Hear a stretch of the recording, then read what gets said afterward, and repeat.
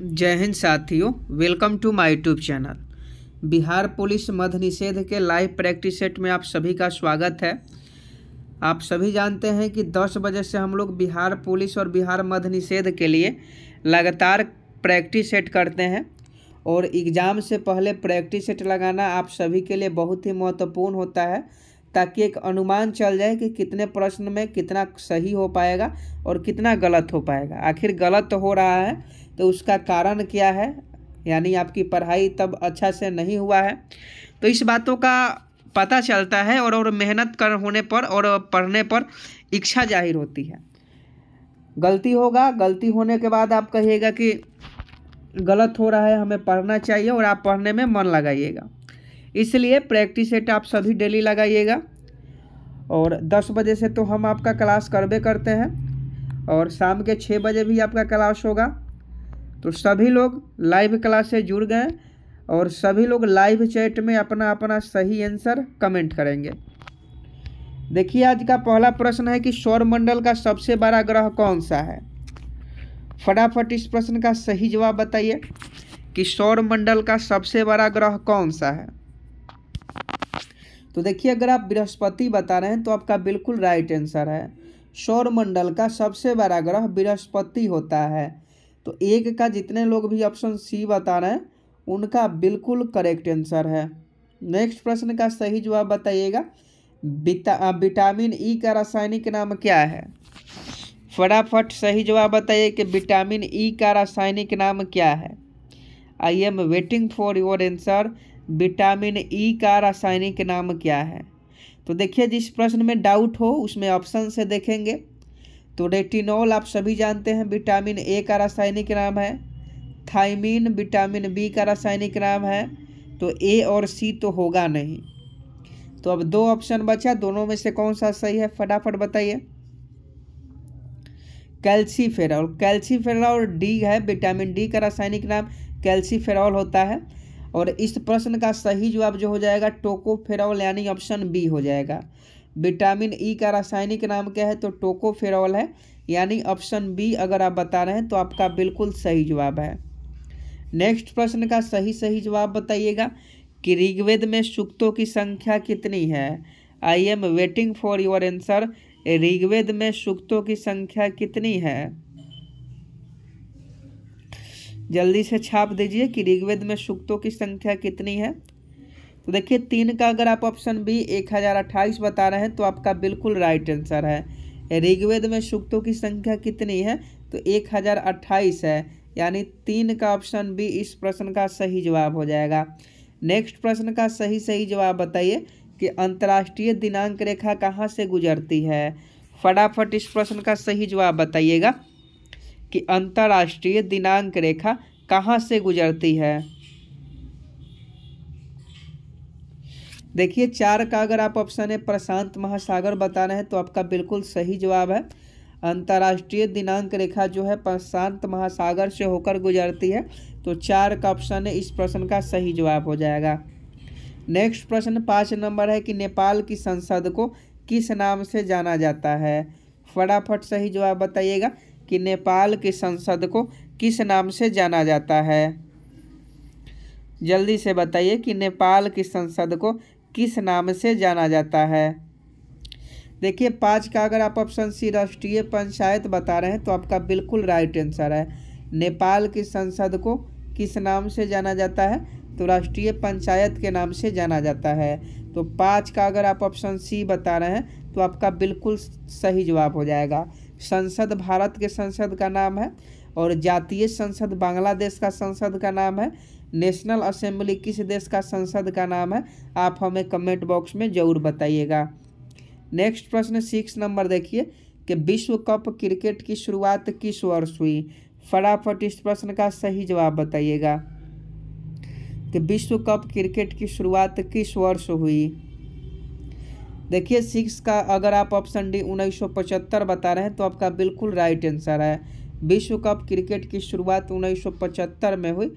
तो 6 का option D इस प्रश्न का बिल्कुल सही जवाब हो जाएगा। नेक्स्ट प्रश्न का सही जवाब बताइए कि आयरलैंड की राजधानी कहाँ है। I am waiting for your answer. Ireland की राजधानी कहाँ है? फटाफट इस प्रश्न का सही जवाब बताइए कि आयरलैंड की राजधानी कहाँ है। देखिए अगर आप डबलिन बता रहे हैं यानी ऑप्शन ए इस प्रश्न का बिल्कुल सही जवाब हो जाएगा, क्योंकि ऑस्ट्रेलिया की राजधानी कैनबरा है और आयरलैंड की राजधानी डबलिन है। तो ऑप्शन ए 7 का आपका बिल्कुल सही जवाब हो जाएगा। नेक्स्ट प्रश्न का सही जवाब बताइएगा कि रूस का राष्ट्रीय खेल कौन सा है? I am waiting for your answer. फटाफट सही जवाब बताएं कि रूस का राष्ट्रीय खेल कौन सा है। देखिए अगर आप ऑप्शन डी शतरंज बता रहे हैं तो आपका बिल्कुल राइट आंसर है। रूस का राष्ट्रीय खेल जो होता है वह शतरंज है। तो ऑप्शन डी इस प्रश्न का सही जवाब हो जाएगा। अगला क्वेश्चन कतई जहर प्रश्न है, बिल्कुल छपने वाला प्रश्न है। आप सभी इस प्रश्न को याद रखिएगा कि ड्यूमा किस देश की संसद का नाम है। ये बार बार आपके एग्जाम में पूछा जाता है कि ड्यूमा किस देश की संसद का नाम है। देखिए 9 का अगर आप ऑप्शन सी रूस बता रहे हैं तो आपका बिल्कुल सही जवाब है। ड्यूमा किस देश के संसद के नाम है? तो ये रूस का है। तो 9 का अगर आप ऑप्शन सी बता रहे हैं तो सी विल बी आपका राइट आंसर हो जाएगा। नेक्स्ट प्रश्न 10 नंबर, अंडमान और निकोबार द्वीप समूह की उच्चतम चोटी कौन सी है? फटाफट सही जवाब बताइए कि अंडमान और निकोबार द्वीप समूह की उच्चतम चोटी कौन सी है। फटाफट इस प्रश्न का सही जवाब बताइए। आई am waiting for your answer. देखिए अगर आप सैंडल बता रहे हैं तो आपका बिल्कुल सही जवाब है। सैडल जो है वह अंडमान एवं निकोबार द्वीप समूह की उच्चतम चोटी है। तो सैडल आपका बिल्कुल राइट आंसर हो जाएगा। नेक्स्ट प्रश्न का सही जवाब बताइए कि राज्य की कार्यपालिका का प्रधान कौन होता है। यहाँ देश का नहीं पूछा जा रहा है, स्टेट का पूछा जा रहा है। तो सोच समझ के आंसर दीजिएगा कि राज्य की कार्यपालिका का प्रधान कौन होता है। तो इसका सही जवाब राज्यपाल हो जाता। अगर राज्य का पूछेगा तो राज्यपाल हो जाएगा, अगर देश का पूछता तो राष्ट्रपति हो जाते हैं। लेकिन क्वेश्चन में राज्य का पूछा जा रहा है कि राज्य की कार्यपालिका का प्रधान कौन होता है, तो ये आपका राज्यपाल होते हैं। तो ऑप्शन सी आपका बिल्कुल राइट आंसर हो जाएगा। 2 नंबर प्रश्न देख लीजिए कि महात्मा गांधी दक्षिण अफ्रीका से किस वर्ष भारत वापस आए। फटाफट सही जवाब बताइए कि महात्मा गांधी दक्षिण अफ्रीका से किस वर्ष भारत वापस आए। तो देखिए आप सभी जानते हैं कि 9 जनवरी 1915 को महात्मा गांधी दक्षिण अफ्रीका से भारत लौटे और 9 जनवरी को हर साल भारतीय प्रवासी दिवस भी मनाया जाता है। आप सभी जानते होंगे अभी प्रवासी दिवस मनाया गया है 9 जनवरी को। और महात्मा गांधी दक्षिण अफ्रीका से 1915 में भारत लौटे। 1916 में BHU के 1916 में जो था वह कांग्रेस के अधिवेशन में पहली बार जो है भाग लिए और 1917 में अपना पहला सत्याग्रह शुरू किया और 1924 में कांग्रेस के बेलगांव अधिवेशन के अध्यक्ष बने। नेक्स्ट प्रश्न का सही जवाब बताइएगा कि भारत सरकार का सबसे बड़ा उद्यम कौन सा है।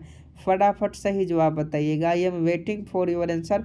भारत सरकार का सबसे बड़ा उद्यम कौन सा है?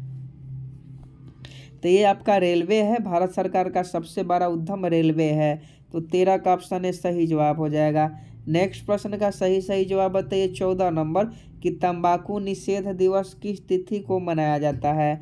I am waiting for your answer कि तंबाकू निषेध दिवस किस तिथि को मनाया जाता है। 31 मई को बिल्कुल राइट आंसर है। हर साल 31 मई को तंबाकू निषेध दिवस मनाया जाता है। तो 14 का ऑप्शन सी हो जाएगा। देखिए दिवस से संबंधित 1 से 2 क्वेश्चन आपके बिहार मद्य निषेध के एग्जाम में रहेंगे ही रहेंगे, इसलिए दिवस से संबंधित क्वेश्चन गलत नहीं होना चाहिए। आगे देखिए 15 नंबर की सुवर्ण द्वीप किस देश का प्राचीन नाम था।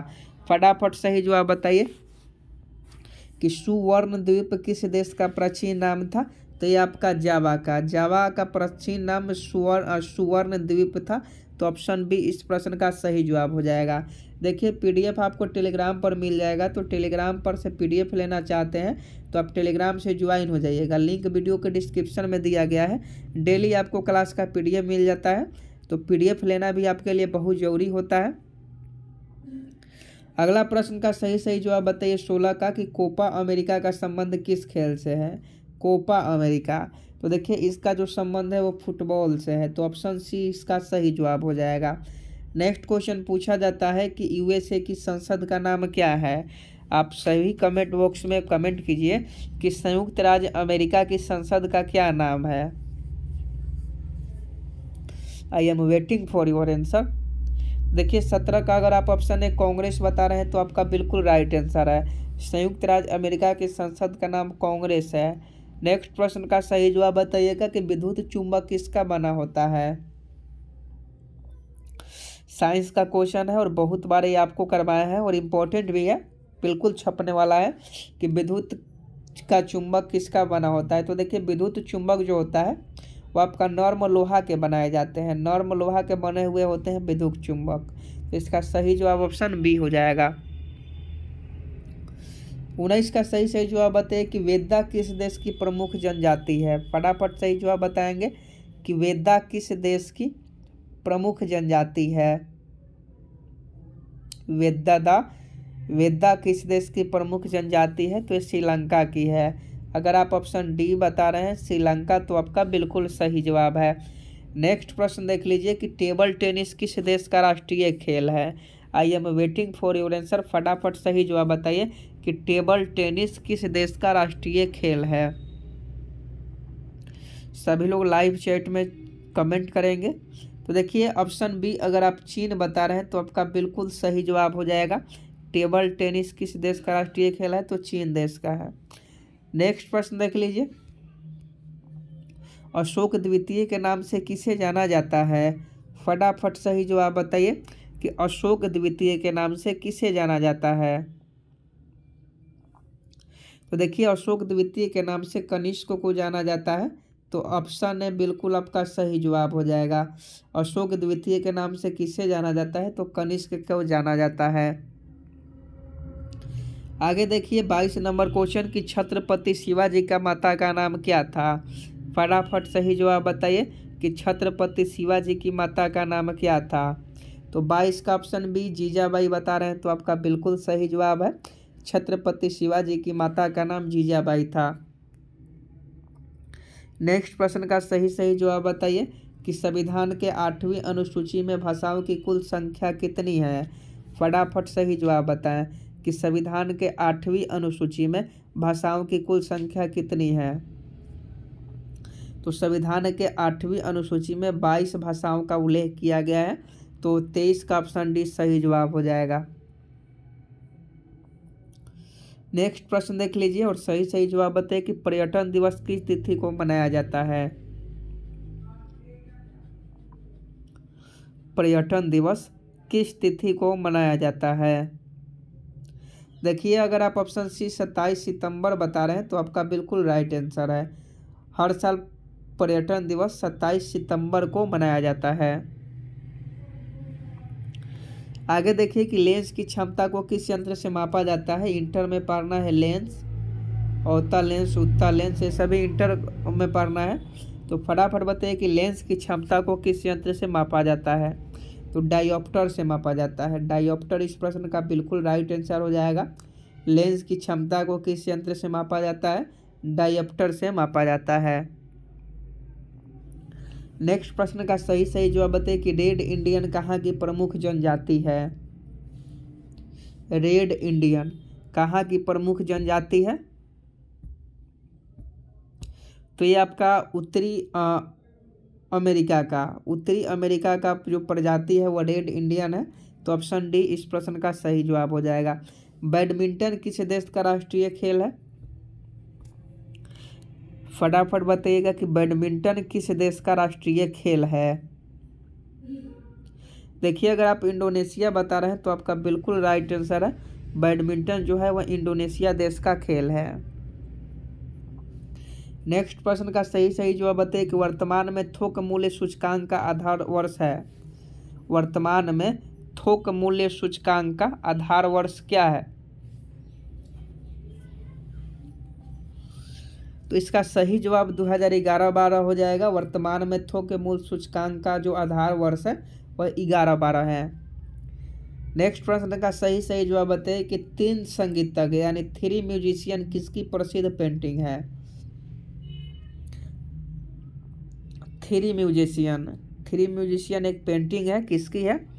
फटाफट बताइए कि थ्री म्यूजिशियन किसकी एक प्रसिद्ध पेंटिंग है? तो ये आपका पिकासो का है। पाब्लो पिकासो का थ्री म्यूजिशियन जो है पेंटिंग है, जो बहुत प्रसिद्ध है। पनाम नहर को किसने बनाया था? तो इसका सही जवाब बताइए कि पनामा नहर को किसने बनवाया था? दो ही ऑप्शन है, ए और बी, दोनों में से जो भी सही है फटाफट बताइए कि पनामा नहर को किसने बनाया। तो देखिए, अगर आप फर्डिनेंड डी लेसेप्स बता रहे हैं यानी ऑप्शन ए बता रहे हैं तो आपका बिल्कुल राइट आंसर हो जाएगा। पनामा नहर को किसने बनाया? तो option A will be right answer. चलिए नेक्स्ट प्रश्न देख लेते हैं और टेलीग्राम से ज्वाइन हो जाइएगा जितने भी बच्चे हैं। देख लीजिए, अगला प्रश्न है कि भारतीय शिक्षा का मैग्ना कार्टा किसे कहा जाता है? छपने वाला प्रश्न है और ये क्वेश्चन बहुत बार आपको करवाए भी हैं। तो वुड डिस्पैच आपका बिल्कुल सही जवाब हो जाएंगे।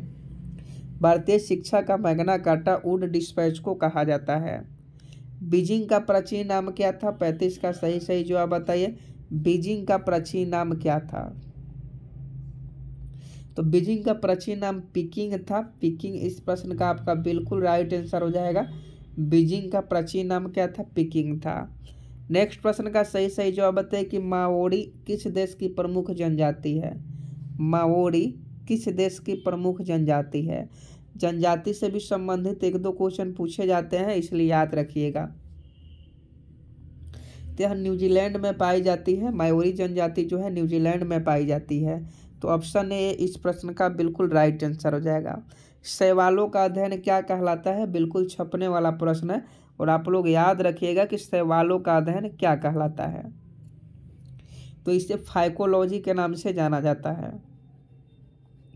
यानी 37 का ऑप्शन बी जो है बिल्कुल राइट आंसर है। शैवालों का अध्ययन फाइकोलॉजी कहलाता है। जापान का राष्ट्रीय खेल कौन सा है? फटाफट सही जवाब बताइए कि जापान का राष्ट्रीय खेल कौन सा है? सभी लोग जानते हैं जूडो, बिल्कुल सही जवाब है। जापान का राष्ट्रीय खेल जूडो है। तो ऑप्शन बी इस प्रश्न का सही जवाब हो जाएगा। देखिए, अगला प्रश्न है कि बुध ग्रह सूर्य की एक परिक्रमा करने में पृथ्वी के कितने दिनों के बराबर समय लगता है? आप सभी जानते हैं कि सूर्य के नज़दीक बुध है और बुध ग्रह सूर्य की एक परिक्रमा करने में पृथ्वी के कितने दिनों के बराबर लगते हैं? तो ये आपका कितने दिन के बराबर है? तो ये आपका 90 दिन के बराबर है। कभी कहीं 88 दिन भी होता है, कहीं 88 दिन भी दिया रहता है।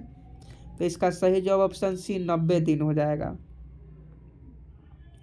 मलेशिया की संसद का नाम बताइए कि मलेशिया के संसद का क्या नाम है?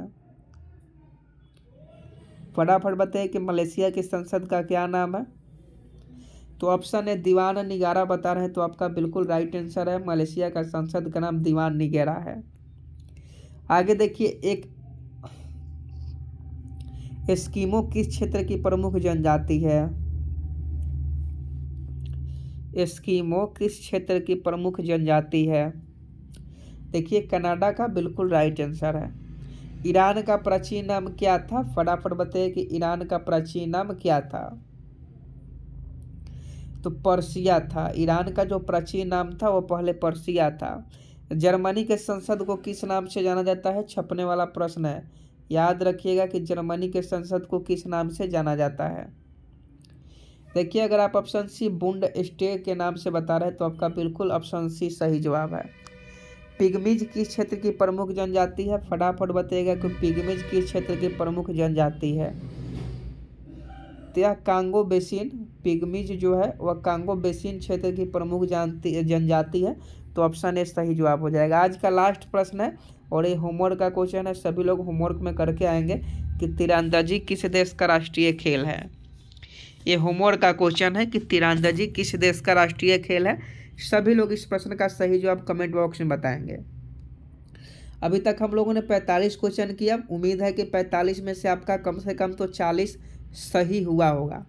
अगर 40 सही नहीं हुआ है तो और मेहनत करने की आवश्यकता है और मन लगा के तैयारी कीजिए कि 40 कम से कम 45 क्वेश्चन करवाएं तो 40 सही होना चाहिए। आपका कितना सही हुआ आप कमेंट बॉक्स में ज़रूर बताइएगा। हमारा यह छोटा सा प्रयास आपको कैसा लगा ये भी बताइएगा। और जितने भी दोस्त अभी तक चैनल को सब्सक्राइब नहीं किए हैं वो चैनल को सब्सक्राइब कर बेल आइकन को प्रेस जरूर कर देंगे। जय हिंद, जय भारत।